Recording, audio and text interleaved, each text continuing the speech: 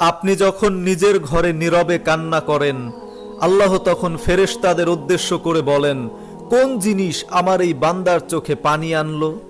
তখন ফেরেশতাগণ বলেন, আপনার এই বান্দা বা বান্দি সুখে নেই।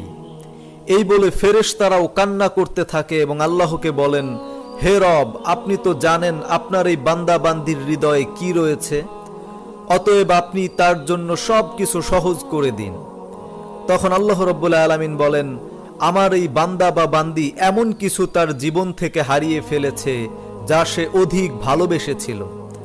অতএব আল্লাহ রাব্বুল আলামিন বলেন, আমি শপথ করেছি আমার বান্দা বান্দি যা তার জীবন থেকে হারিয়েছে এর চেয়ে উত্তম জিনিস আমি তাকে দান করব। সুবহানাল্লাহ।